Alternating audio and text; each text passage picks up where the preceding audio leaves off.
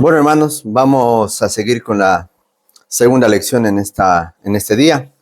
Pero antes de eso voy a pedirles que hagamos una oración breve para que Dios pueda seguir guiándonos en esta mañana, en nuestra labor. Te damos gracias, Señor, en esta mañana. Gracias por permitirnos estar acá reunidos. Ruego que en tu misericordia puedas guiarnos, Señor, puedas ayudarnos, Padre, a comprender cómo tú te relacionas, cómo tú te has mostrado a tu pueblo en todo este tiempo, antes, ahora, Señor, y lo sigues haciendo. Todo esto pedimos en Cristo Jesús. Amén. Bueno, hermanos, lo último que dijimos y el pasaje que vimos en la anterior exposición es Hebreos 1:1. Dios, habiendo hablado antes de muchas maneras, de muchas formas, hoy en este tiempo nos ha hablado por medio de su Hijo, Jesucristo. Pero dentro de la forma en la cual nos ha hablado, nosotros debemos de distinguir. Hay algo que Efesios 4:11 nos señala.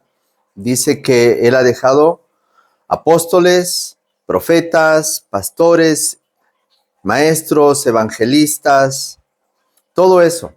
Pero debemos de hacer una clara distinción, hermanos, que dentro de ese tiempo y dentro de esa revelación, vamos a ver que el Señor lo hace con un propósito y con un fin. Y que en esos tiempos únicamente era necesaria la existencia de estos siervos, de estos hombres. En primer lugar, vemos a los profetas. Ellos llevaban la revelación de parte de Dios, aquello que Dios quería comunicar a su pueblo para poder mostrarles la verdad, guiarlos, hacerlos ver cómo Dios tenía un plan para con ellos. Y de la misma forma, cuando vemos el Nuevo Testamento, hermanos, vamos a ver que Cristo ahora levanta hombres, levanta profetas, levanta apóstoles. ¿Por qué digo esto, hermano? Porque, como les dije, hay una continuidad que a la vez también sufre una discontinuidad, o sea, hay cambios, pero sigue mostrándose esa gran verdad que es la revelación de Dios. Si en el Antiguo Testamento habían profetas y en el Nuevo Testamento apóstoles y también profetas, ¿seguirán habiendo hoy, hermanos, esos mismos hombres? ¿Habrá la necesidad de que haya eso? Lo que dijimos en la anterior sesión, hermanos, es que Cristo es la piedra angular, que los apóstoles han puesto la base, y a raíz de ese pensamiento, hermanos, nosotros tenemos que pensar que los apóstoles tenían ese propósito, establecer ese fundamento. Ahora, como ustedes sabrán, una vez solamente se puede establecer el fundamento en una edificación. No se pueden hacer 2 fundamentos, 3 fundamentos, solo una vez. Entonces nosotros vemos en el Nuevo Testamento la aparición de apóstoles, también vamos a ver profetas, y eso es lo que vamos a hablar más adelante. ¿A qué nos estamos refiriendo con profetas? Pero vemos que el propósito es establecer la base para que la iglesia del Señor pueda recibir directrices para su vida, para su crecimiento.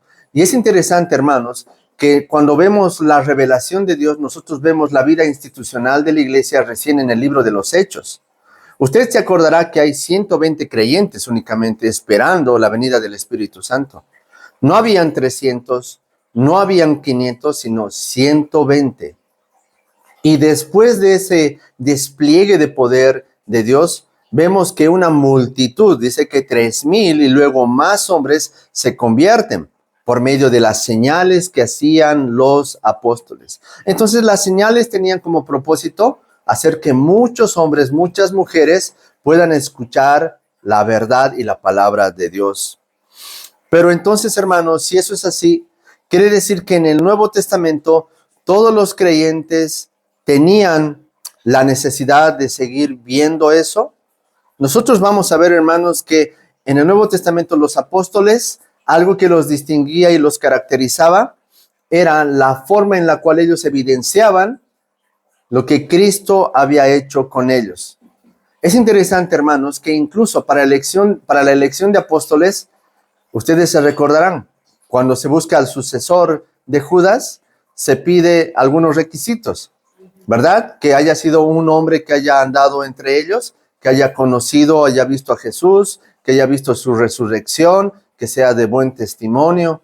Y es interesante que aún en medio de eso es Dios quien llama a ese hombre, a Matías, a que forme parte de los 12. Luego, más adelante, vemos al apóstol Pablo diciendo como abortivo, como último, Dios también lo llama a formar parte del ministerio apostólico. Pero vemos con el fin único de establecer la base y el fundamento. Eso quiere decir, hermanos, que los apóstoles tenían el propósito de evidenciar a raíz de todas las cosas que desempeñaban el poder que los acompañaba. El poder que de alguna forma evidenciaba que ellos estaban de parte de Cristo y seguían cumpliendo su labor. Pero hay algo que también tenemos que ver, hermanos. Cómo Jesús usó usó su poder en su tiempo para evidenciar el mensaje. Acompáñenme al libro de Marcos, al Evangelio, al capítulo 2. Es interesante cómo Cristo se muestra también a los hombres y los apóstoles luego de él van a hacer lo mismo. Lucas capítulo 2 del versículo 1 al 12 vamos a leer. Marcos capítulo 2, versículo 1 al 12.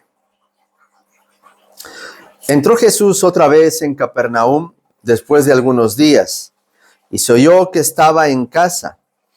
E inmediatamente se juntaron muchos de manera que ya no cabían ni aún a la puerta, y les predicaba la palabra. Entonces vinieron a él unos trayendo un paralítico que era cargado por 4. Y como no podían acercarse a él a causa de la multitud, descubrieron el techo de donde estaba y haciendo una abertura bajaron el lecho en que yacía el paralítico. Al ver Jesús la fe de ellos, dijo al paralítico: Hijo, tus pecados te son perdonados. Estaban allí sentados algunos de los escribas, los cuales cavilaban en sus corazones: ¿por qué habla este así? Blasfemias dice. ¿Quién puede perdonar pecados sino solo Dios? Y conociendo luego Jesús en su espíritu que cavilaban de esta manera dentro de sí mismos, le dijo: ¿por qué caviláis así en vuestros corazones? ¿Qué es más fácil decir al paralítico: tus pecados te son perdonados? O decirle: levántate, toma tu lecho y anda. Pues para que sepáis que el Hijo del Hombre tiene potestad en la tierra para perdonar pecados, dijo al paralítico: a ti te digo, levántate, toma tu lecho y vete a tu casa. Entonces se levantó enseguida y tomando su lecho salió delante de todos, de manera que todos se asombraron y glorificaron a Dios diciendo: nunca hemos visto tal cosa. Es interesante que Jesús hace uso de su poder, hace un milagro delante de estos hombres, escribas, fariseos, hombres que cavilaban dentro de él. Lo llamativo no es el milagro, no, sino lo que Jesús dice. ¿Acaso el Hijo del Hombre no tiene potestad para perdonar los pecados de este hombre? Hermano, lo que Jesús hace a raíz de esta sanidad no es que vean lo maravilloso del prodigio hecho. Lo que debería de asombrar a esos escribas es cómo Jesús podía perdonar los pecados de este hombre. Pero lastimosamente estos hombres no reconocieron eso. Y la multitud tampoco pudo reconocer eso. Dieron la gloria a Dios por lo que vieron, por la sanidad. Pero el propósito no era ese. El propósito a raíz de la sanidad era que ellos reconocieran que el que estaba delante de ellos era Dios mismo, quien perdonaba los pecados de los hombres. Eso nos está queriendo mostrar algo. La finalidad y el propósito de los milagros, de los dones como estos que vemos por parte de Cristo, es que Él sea exaltado por lo que hace, o es que Dios sea reconocido en medio de ellos a consecuencia de lo que sucede. Es que Dios sea reconocido a consecuencia de lo que pasa ahí. Por lo tanto, cuando alguien pueda hacer algo o pudiera hacer algo como lo que vemos acá por parte de los apóstoles, es que puedan glorificar a Dios. Lamentablemente hoy, hermanos, no vemos eso. Nosotros vemos a hombres que pueden hacerse llamar apóstoles, profetas, pueden decir hacemos milagros, pero lastimosamente lo único que buscan es, como dije, su propio beneficio, su propio bienestar en algún punto, ser reconocidos, ser llamados, pero lo que no hacen es glorificarlo a Dios por medio de lo que pudieran hacer. Y como dice alguien, hermanos, lo que ha evidenciado en este último tiempo, que aún estos dones no están activos como el de sanidad, no está sobre una persona como antes, es que no hay personas que digan tener tales dones y puedan ir a los hospitales y sanar a las personas, ir cama por cama y orar y decir, levántense, toma tu lecho, toma tu ropa, ve a tu casa. Aunque ellos se atribuyan así esos poderes, creemos que nadie tiene eso en este tiempo porque no lo evidenciamos, no se usa de manera clara eso. Y aunque lo tuvieran, hermanos, vamos a ver que esos hombres únicamente lo hacen o lo harían por querer ganar adeptos para sí. Pero también, hermanos, hay algo que nos tiene que llamar la atención. Yo quiero que vaya ahora usted al Evangelio o al capítulo 16 de Marcos, perdón, y podamos ver algo que es interesante, porque vamos a ver que muchos van a decir, esta es una evidencia de lo que nosotros creemos, esta es una evidencia de lo que el Señor hace en nosotros.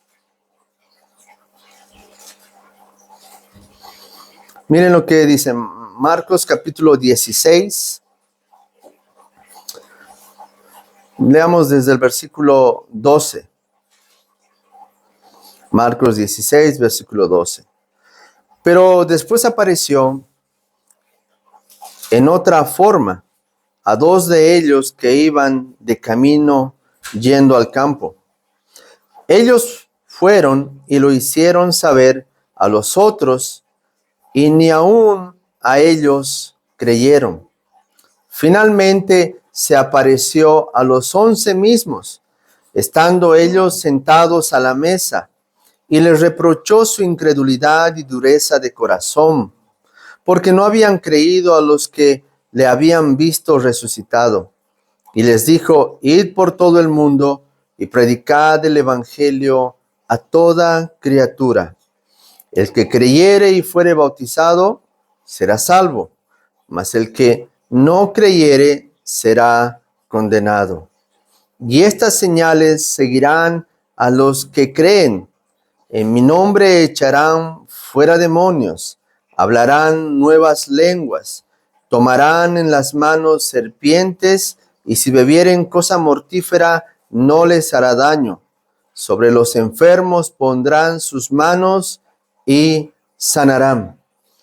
Uno de estos versículos, o en sí todos estos últimos, son los que algunos creyentes usan para decir, nosotros tenemos el poder, nosotros tenemos la capacidad, porque dice, a los que creen en mí, al que cree en mí, estas señales le seguirán. Y tú vas a ver que en muchos contextos evangélicos, muchos van a decir, nosotros tenemos esa cualidad porque el Señor dice. Entonces, esto tiene una implicación terrible, hermanos. Si alguien dice creer en el Señor y no tiene estos dones, entonces, ¿está mal? Porque eso es lo que hace, hermanos. Esto separa las aguas. Dice, a los que creen en mi nombre, estas señales les seguirán. Pero ¿qué tal si yo creo? Pero yo no puedo sanar enfermos, yo no puedo echar demonios, yo no puedo tomarme veneno y estar bien. Entonces, ¿no soy cristiano?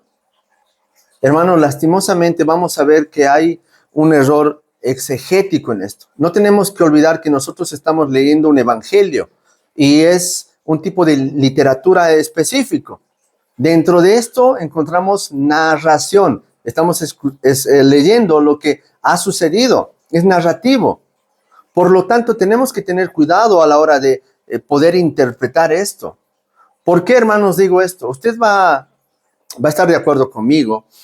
Muchas veces vamos a ver que en estos últimos tiempos, personas que dicen tener, apóstoles como vemos, dicen tener estas cualidades y dicen que pueden pasárselas a otros. Muchos osan en decir, ¿quién quiere estos dones?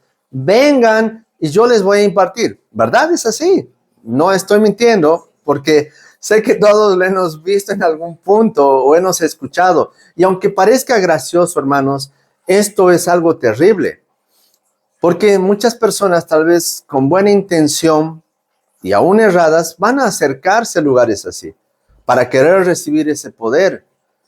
Y como leímos en los capítulos anteriores de Marcos, capítulo 2, un milagro no tiene como propósito que la persona sea exaltada, sino que muestre lo que Dios verdaderamente puede hacer soberanamente. No simplemente dar lo que tú pides. Ahora, esto hace la distinción entre los profetas y los apóstoles del Nuevo Testamento, esta iglesia extraordinaria. Cuando nosotros vemos estos pasajes que hemos leído en Marcos capítulo 16, ¿a quién se está refiriendo? ¿A los cristianos de este tiempo? A los apóstoles, eso es claro, es evidente, porque a los que me siguen, y no está hablando de todos, sino de manera particular a estos 12 que van a terminar sirviendo al Señor. ¿Por qué decimos eso? Porque Pablo fue picado por una serpiente. No murió. No murió. Vamos a ver que Pedro y Juan al subir al templo encuentran un hombre. No tengo oro, no tengo plata, pero lo que tengo te lo doy. Levántate en el nombre de Jesús. Nosotros vamos a ver que hay una clara exposición del poder que Dios da a sus apóstoles de manera extraordinaria para que muchos puedan creer y puedan acercarse a Él, porque eso es lo que tenía que secundar a lo que Cristo ha hecho. Y no como vemos hoy, simplemente tener o querer esos milagros para hacerse de nombre, como dije hace un momento. Ahora, hermano, esto también nos lleva a otra implicación. La iglesia en este tiempo necesita señales para poder creer en Cristo. Tú necesitas un despliegue de poder en el púlpito para que las personas vengan en arrepentimiento y fe. Hermano, no se necesita nada de esto. ¿Por qué? Porque ya la base está escrita. Leímos Hebreos. Dios ha hablado de muchas formas antes. Hoy nos habla a través de su Hijo Jesucristo. Y es la palabra quien da testimonio de eso. Eso, hermano, hace ver que muchas veces las personas no se van a acercar a las iglesias, no van a buscar a Dios por querer arrepentirse o porque han escuchado la palabra o alguien les ha predicado. Simplemente se acercan, como decía Jesús, ustedes me siguen por los panes, me siguen por los peces, vienen porque yo puedo hacer algo. Y lastimosamente vamos a ver que hay un montón de personas que vienen delante del Señor buscando sanidad, buscando milagros, porque quieren simplemente eso de parte de Dios. Algo también, hermanos, que nos debe de llamar la atención en este relato, en lo que nos dice Marcos, es acerca de que en este tiempo, hermanos, como les dije, no necesitamos estas cosas para acercarnos a Cristo. Lo que necesitamos es lo que Cristo ha instruido a sus apóstoles. Miren, es interesante. Pablo le encarga a Timoteo, tú predica la palabra, sé fiel. Pero, Timoteo, toma un poco de vino, porque estás mal del estómago, para que te mejores. No le dice, ven, yo voy a orar por ti. No, porque no era necesario esa demostración de poder para él mismo. El encargo era que él pueda ser fiel con la palabra y pueda tomar de cosas ordinarias para que pueda estar bien su cuerpo. De la misma forma, hermanos, vamos a ver al apóstol Pablo pidiéndole que le quite su aguijón. Ahora uno puede decir que era la vista, pueden decir que era otra cosa, el aguijón de Pablo, pero él dice, he pedido y el Señor no ha contestado. Lastimosamente, hermanos, vamos a ver que también en este tiempo hay muchos hombres como Gedeón. Señor, voy a poner este vellón de algodón ahí. Si tú eres, por favor, que aparezca húmedo al amanecer. Señor, voy a poner este plato de comida delante tuyo. Si eres tú, consúmelo, Señor. Señor, pero una vez más, si eres tú, Señor, que este vellón mojado aparezca seco. Vemos como antes Dios hablaba y Dios le contestó a Gedeón. Consumió el alimento que preparó Gedeón. El vellón de algodón, Dios lo humedeció, el vellón lo secó, porque era la forma en la cual Dios se revelaba. Pero en este tiempo, hermano, no podríamos y no deberíamos, por lo menos los que creemos entender la revelación de parte de Dios, a llegar a esos puntos. Pero vamos a ver que muchos de ellos también, o personas que dicen ser creyentes, llegan a cometer esos errores. Pero hay algo que quiero que veamos, hermanos, que es muy, muy interesante. En primer lugar, cómo la iglesia primitiva, la iglesia extraordinaria vivía. Había muchos milagros. ¿Usted se acuerda cuando Pablo va a Éfeso? Dice que muchos tomaban pedazos de su ropa y se lo llevaban a los enfermos para que sanen. Vamos a ver eso. Hoy vas a ver sacudir sacos, tirarlos y no pasa nada. Después ya no funcionan las cosas así. Pero también vamos a ver que en el Nuevo Testamento se nos habla de Felipe. Se nos habla de hombres que predican el evangelio, que pueden ser traspuestos de lugares, están en un lugar, luego son llevados a otro. Se nos habla de profetas que verdaderamente tenían que llevar estas verdades a otras personas. Y nosotros vamos a ver eso en el Nuevo Testamento de manera muy activa, de manera muy presente y vívida para las personas de ese tiempo. Pero para poder ver eso, hermanos, acompáñenme y vamos a ver la realidad de eso. En el libro de Corintios, vamos ahí. 1 Corintios capítulo 12.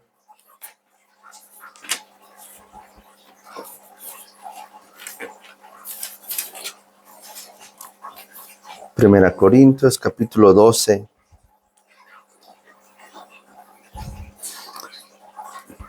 Vamos a leer de manera corrida hasta el versículo 13. No quiero, hermanos, que ignoréis acerca de los dones espirituales. Sabéis que cuando erais gentiles se os extraviaba, llevándoos como se os llevaba a los ídolos mudos. Por tanto, os hago saber que nadie que hable por el Espíritu de Dios llama anatema a Jesús, y nadie puede llamar a Jesús Señor sino por el Espíritu Santo. Ahora bien, hay diversidad de dones, pero el Espíritu es el mismo. Hay diversidad de ministerios, pero el Señor es el mismo. Hay diversidad de operaciones, pero Dios que hace todas las cosas en todos es el mismo. Pero a cada uno le es dada la manifestación del Espíritu para provecho.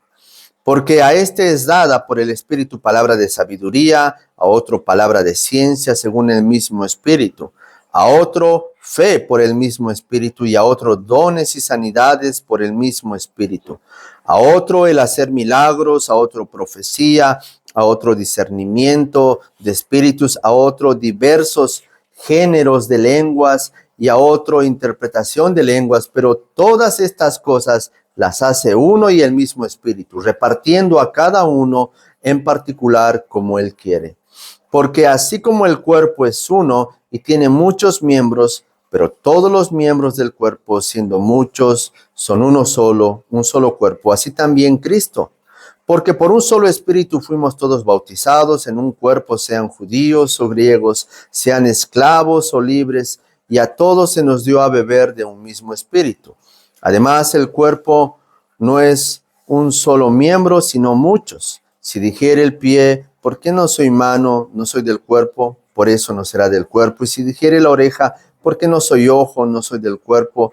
por eso no será del cuerpo. Si todo el cuerpo fuese ojo, ¿dónde estaría el oído? Y si todo fuese oído, ¿dónde estaría el olfato? Mas ahora Dios ha colocado los miembros, cada uno de ellos, en el cuerpo como Él quiso. Porque si todos fueran un solo miembro, ¿dónde estaría el cuerpo? Pero ahora son muchos los miembros, pero el cuerpo es uno solo. Ni el ojo puede decir a la mano, no te necesito, ni tampoco la cabeza a los pies, no tengo necesidad de vosotros. Antes bien, los miembros del cuerpo que parecen más débiles son los más necesarios, y aquellos del cuerpo que nos parecen menos dignos, a estos vestimos más dignamente, y los que en nosotros son menos decorosos se tratan con más decoro. Porque los que en nosotros son más decorosos no tienen necesidad, pero Dios ordenó el cuerpo dando más abundante honor al que le faltaba, para que no haya desaveniencia en el cuerpo, sino que los miembros todos se preocupen los unos por los otros, de manera que si un miembro padece, todos los miembros se duelen con él, y si un miembro recibe honra, todos los miembros con él se gozan. Vosotros pues sois el cuerpo de Cristo y miembros cada uno en particular, y a unos puso Dios en la iglesia primeramente apóstoles, luego profetas, lo tercero maestros, luego los que hacen milagros, después los que sanan, los que ayudan, los que administran, los que tienen don de lenguas, son todos apóstoles, son todos profetas, todos maestros, todos hacen milagros, tienen todos dones de sanidad, hablan todos lenguas, interpretan todos. Procurad pues los dones mejores, mas yo os muestro un camino aún más excelente. Hermano, Pablo es muy explícito.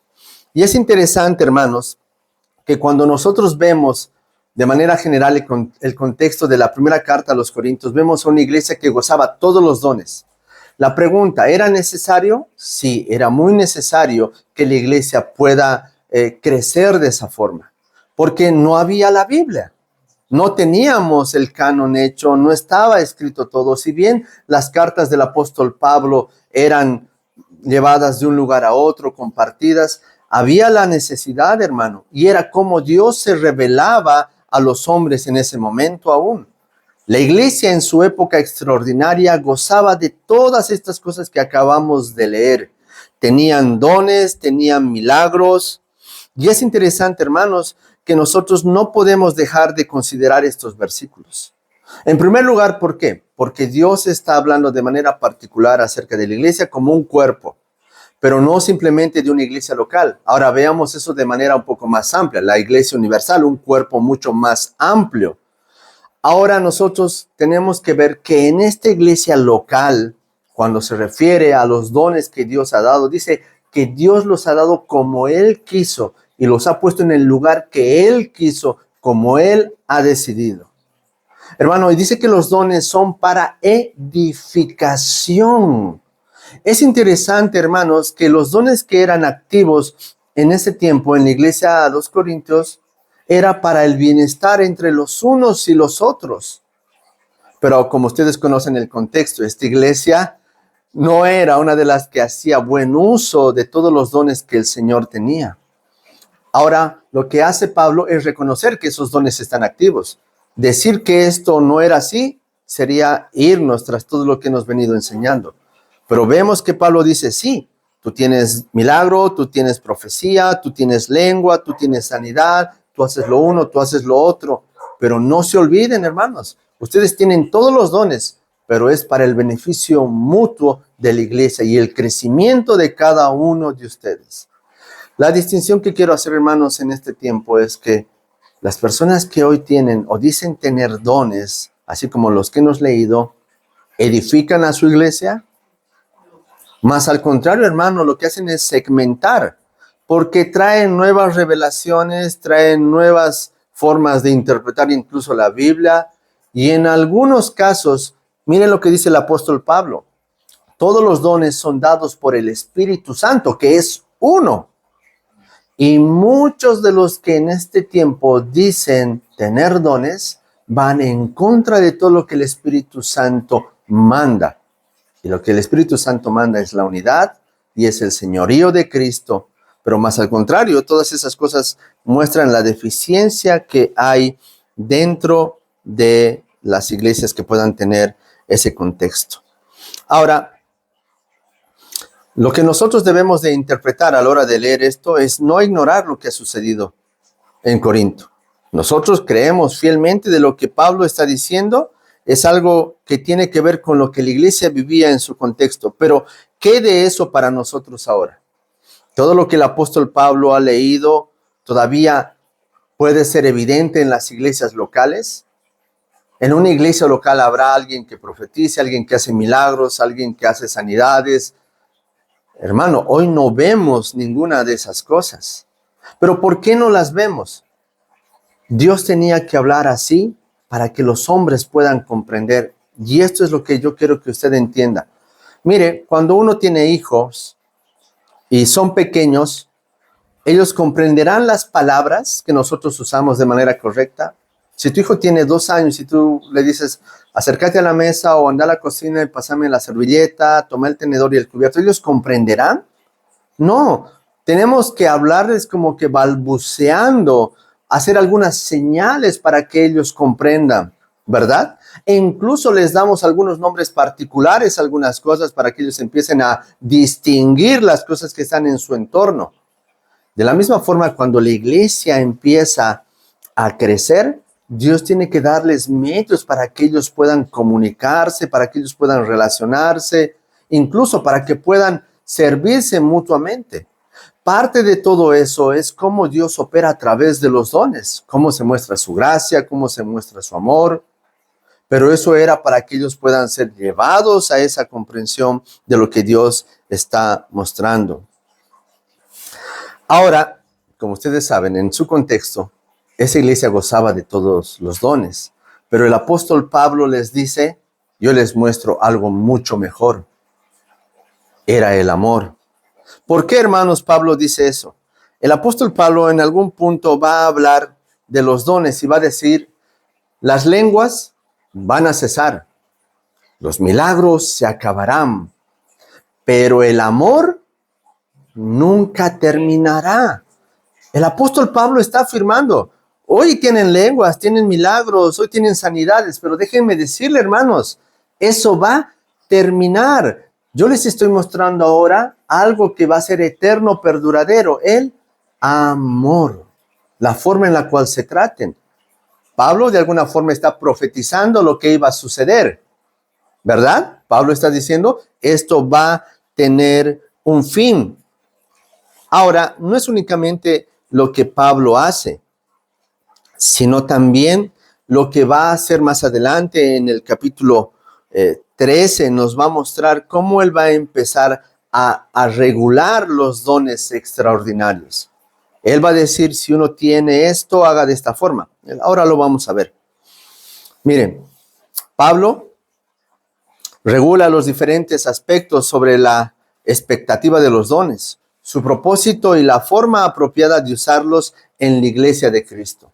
Él dice, sí, hay lengua, hay dones, hay esto, hay lo otro, bárbaro. Yo les muestro el amor, pero ahora yo les voy a decir cómo se debe de implementar esto dentro de la iglesia. Ya quiero detenerme un momento. Nosotros no vemos nada de eso en algunas iglesias que pueden decir tener todos los dones. No vemos orden, mas al contrario vemos desorden. Y ni siquiera eso es lo más relevante. El apóstol Pablo dice, si todos hablan lenguas y entra un inconverso, ¿qué es lo que va a suceder? ¿Qué es lo que va a pensar? Que todos están mal, están sacados, están locos. Entonces nos llama a ver cómo debe de haber un orden aún en este aspecto. Es algo que vamos a considerar. Aunque los corintios son exhortados, Pablo les dice que ellos deben deseen los dones mejores. Pero Pablo quiere llevarlos a que consideren un camino más excelente, como les dije, es el amor.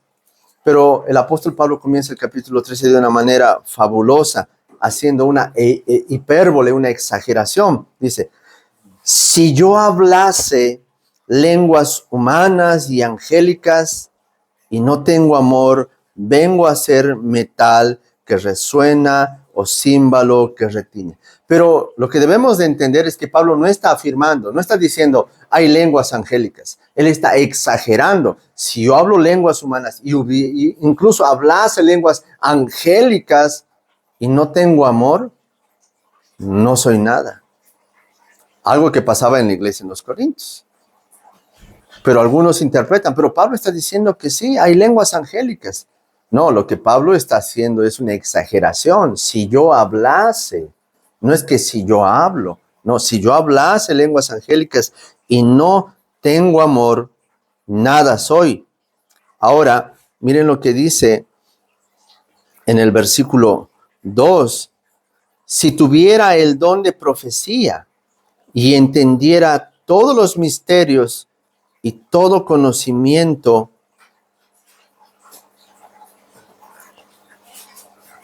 y si tuviese toda la fe de tal manera que trasladase los montes y no tengo amor, nada soy.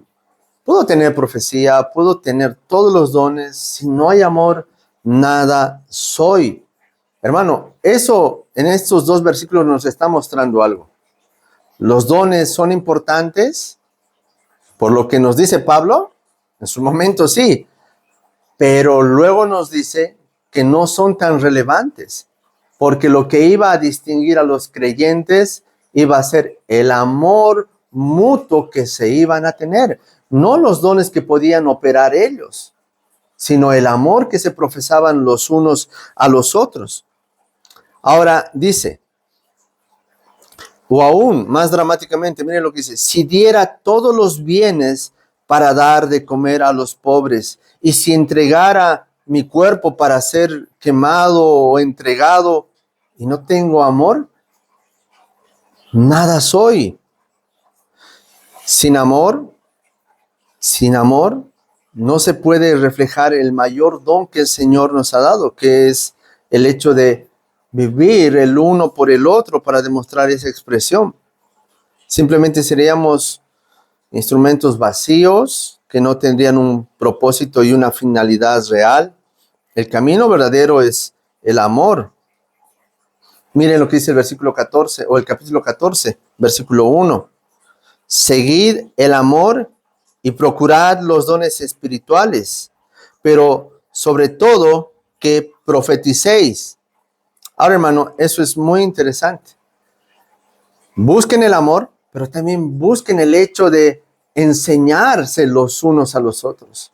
Debemos de entender que profetizar no se está refiriendo exactamente en ese momento a referir nuevas revelaciones, porque ellos deberían de edificar sobre lo que los apóstoles han dejado. Y para ese contexto ya tenemos, entre comillas, son 3 cartas las que llegan a Corinto, pero hay una que se ha extraviado. Tenemos primera, segunda y una que no la tenemos, pero que cuando leemos vemos que hay otra carta.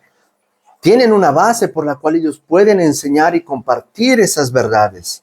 Y lo que dice el apóstol Pablo es que ellos deben de usar para edificarse por medio de la palabra de Dios. Ahora, de la misma forma, cuando vemos eso, nosotros vemos que Dios no nos da un espíritu de confusión. Nos está dando una guía, una directriz por medio de su Espíritu Santo a obedecer cómo debe de ser el comportamiento dentro de la iglesia. Cuando hablamos de la regulación, el apóstol Pablo incluso va a decir más adelante, si hay 2 que están profetizando, si hay otros que están hablando en lenguas, si hay intérprete, pues que sigan, y si no, callen, profeticen uno a la vez, hablen uno a la vez. No habla de todas las cosas que nosotros hoy vemos de manera desordenada. Ahora, hermano, más allá de ver el desorden, nosotros debemos de ver esto que es importante. A raíz de todas esas cosas que se pueden dar dentro de algunas iglesias, lo que se termina viendo mal es el desorden, o es que se termina viendo mal el nombre de nuestro Señor. El nombre de nuestro Señor. Hermano, ¿qué es lo que va a llamar la atención al mundo?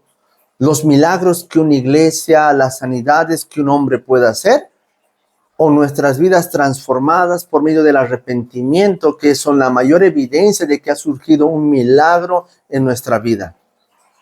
¿De qué te sirve tener sanidad, milagros sobre tu vida, si todavía tu conducta, cual da testimonio de lo que el Señor ha hecho, no se evidencia para los demás? Hermano, el mayor milagro que nosotros podemos ver es que haya hombres y mujeres resucitados por el poder de la palabra, trasladados, como dice Pablo en Colosenses, traspuestos del reino de las tinieblas al reino de la luz de su Hijo Jesucristo, a un reino nuevo. En muchos lugares, hermanos, el énfasis sobre querer más del Espíritu Santo. En algunos hablan de una doble porción, en algunos lugares hablan de que Dios puede actuar de mejor y de mayor manera. Muchas veces, hermano, esas cosas no glorifican a Dios, porque las vidas siguen siendo las mismas, no muestran ningún cambio dentro de las personas. Ahora, ¿eso en qué nos debe de hacer reflexionar a nosotros? Una vez más, hermanos, podemos conocer, hermanos estoy diciendo, que por error puedan tener ciertas inclinaciones hacia eso. Pero debemos de hacer claras distinciones cuando aquellos que pasan de una línea a algo más complicado, porque puede venir de ahí la herejía. ¿Y cuándo viene? Esa era la pregunta que nos hacía Mauro. ¿Cuándo viene eso? Cuando uno empiece a decir, el Señor ha dicho. Al empezar con esa frase, estás anulando algo que ya está, porque ya no se puede añadir nada más a la Escritura. Y esa frase es que el Señor me ha mostrado, el Señor me ha dicho, es el inicio para poder dudar incluso de lo que esta persona está diciendo que es un creyente, porque nosotros creemos que la palabra de Dios es lo único que puede ayudarnos y nos debe de guiar.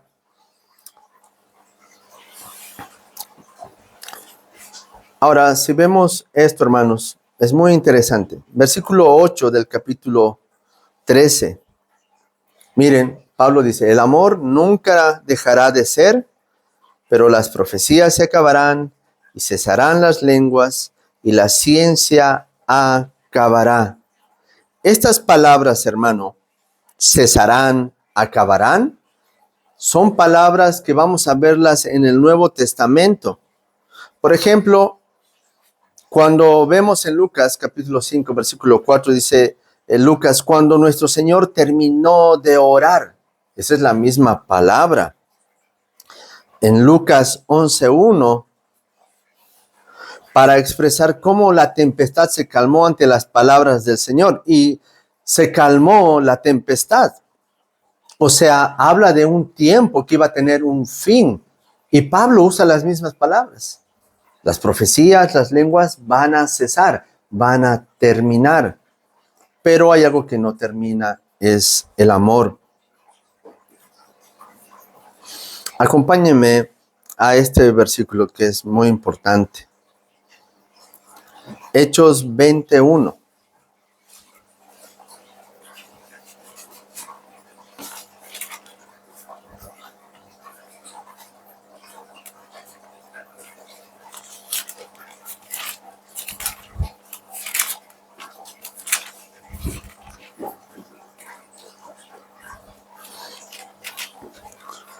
Después que cesó el alboroto, llamó Pablo a los discípulos y habiéndolos exhortado y abrazado, se despidió y salió para ir a Macedonia. Esa palabra que vemos ahí, después que cesó, es la misma palabra que vemos en 1 Corintios capítulo 13, versículo 8. Cesó, terminó, paró, no hay. Y eso, hermano, nos hace ver que todo lo que el Señor iba a hacer de manera extraordinaria en la iglesia iba a tener un fin, no iba a proseguir, no iba a darnos más señales, más cosas. Pero entonces, ¿qué va a usar el Señor para poder hacer que su iglesia crezca? La palabra. Pero por sí sola la palabra, no. Hay algo que es muy interesante. A los hombres que son llamados a pastorear una iglesia, se les da un título, hombres dones o dones de Dios. ¿Por qué? Dios iba a usar a hombres para que por medio de su palabra puedan ahora edificar a su iglesia.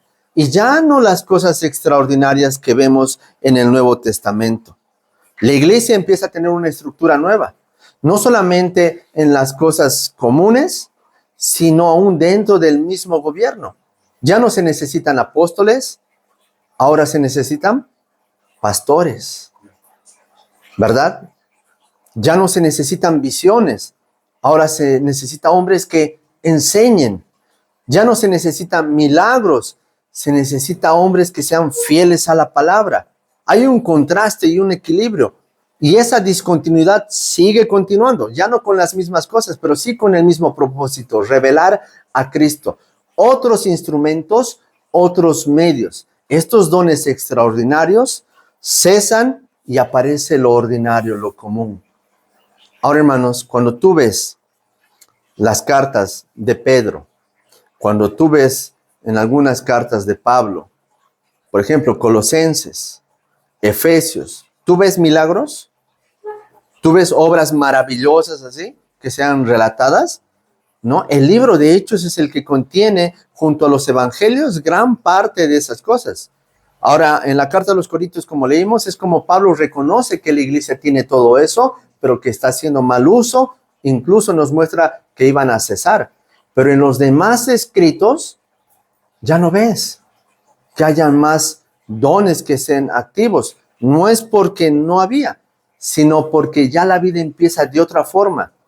Es interesante que dentro de las cartas vamos a ver que Pablo incluso nos da luces para que distingamos eso. Cuando él dice, a los santos de la iglesia en tal lugar, y a los ancianos y a los diáconos. Hay algo que nos muestra ahí. En primer lugar, que hay una iglesia establecida, que el Señor manda, que hay oficiales establecidos como el Señor manda, y ya no hay apóstoles, ya no hay profetas, ¿verdad? Porque sería a los apóstoles, a los profetas, no, sino simplemente a la iglesia ordinaria para su vida ordinaria. Pastores, diáconos, una iglesia constituida. Esa estructura es la que el Señor empieza a levantar para que su iglesia pueda seguir caminando, para que su iglesia empiece a poner ese fundamento.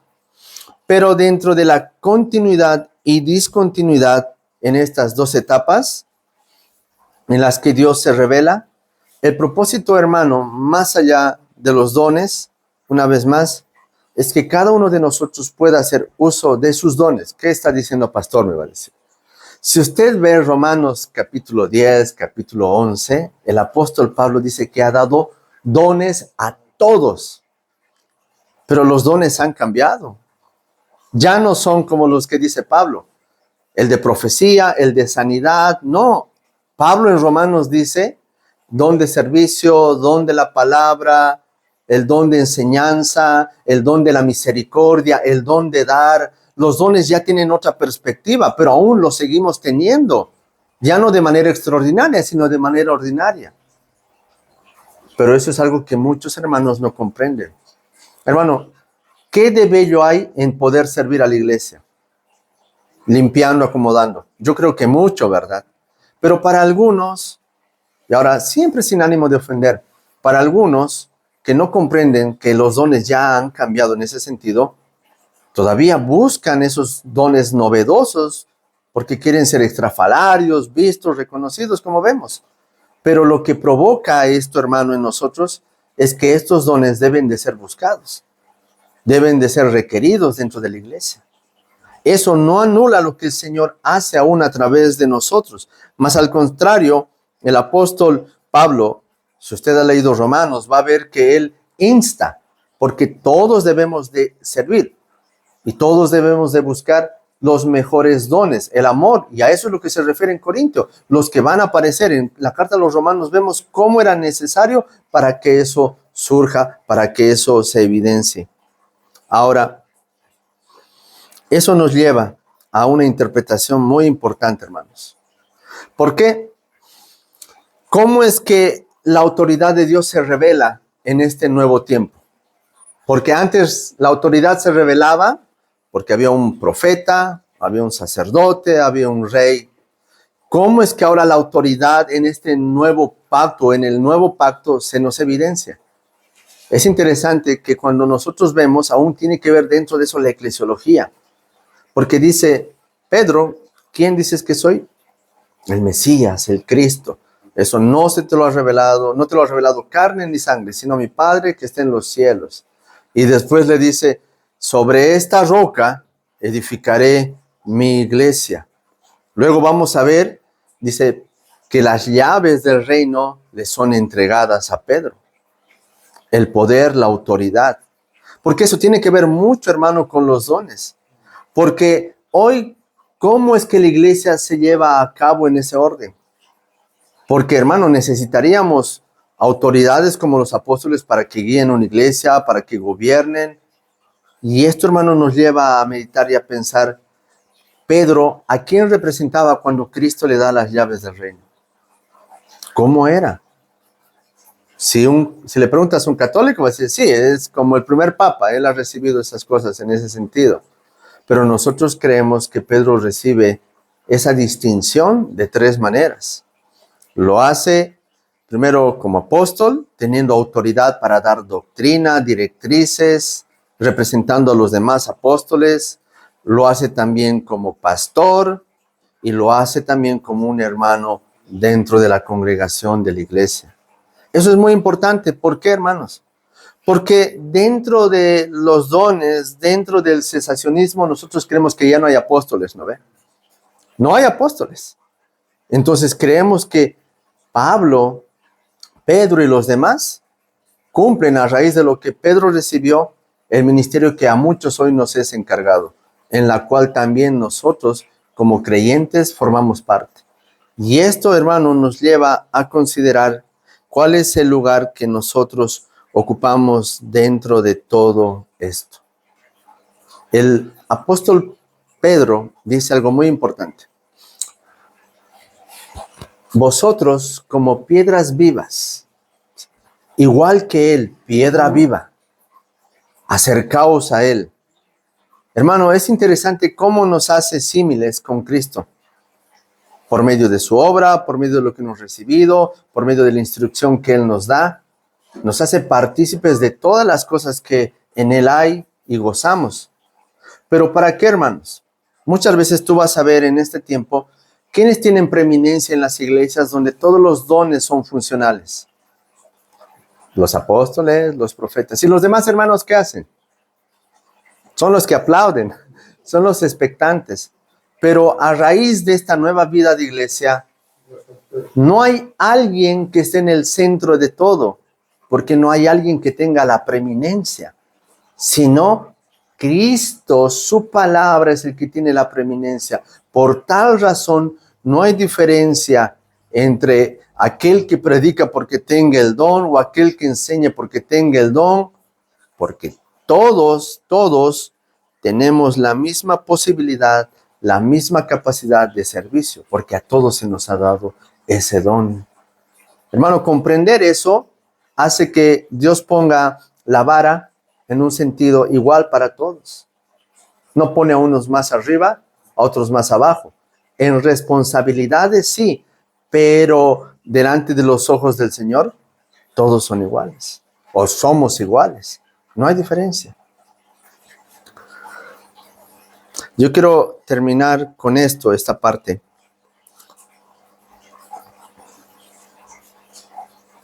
¿Hay una necesidad de que los dones continúen? ¿Necesitamos? No, no lo necesitamos. Entonces, ¿cuál es nuestra necesidad, hermanos? Hay algo que es muy interesante, hermanos, de lo que muchas veces carecemos todos. Dice que Dios, Jehová, a través de los labios del profeta Samuel, dice que Él se goza de los sacrificios, pero Él también se goza de la obediencia. Él se goza de la grosura de los carneros, pero también se goza de que presten atención a su palabra. Hermano, cuando nosotros comprendemos y hablamos acerca del hecho de que los dones, todas esas cosas que el Señor ha revelado han cesado, nos debe de llevar a mirar ¿a dónde? a su palabra, a obedecerla, porque eso implica, hermano, que nuestros deseos, nuestras emociones van a estar sujetas a la palabra. Y cuando dice que prestemos atención, no va a ser a novedades, sino a su palabra. Pero hermano, lastimosamente, y es algo en lo que todos podemos errar en un punto, y no me estoy refiriendo a que en algún momento cuando yo vuelva nos encuentre hablando en lengua, sino me refiero a que muchas veces podemos estar tan seguros de verdades que escuchamos, pero no de buscarla mediante nuestros propios medios a raíz de ir a la Escritura. Tú dices, sí, yo creo que eso es verdad, pero la implicancia es de que tu vida esté sujeta en eso, buscando eso.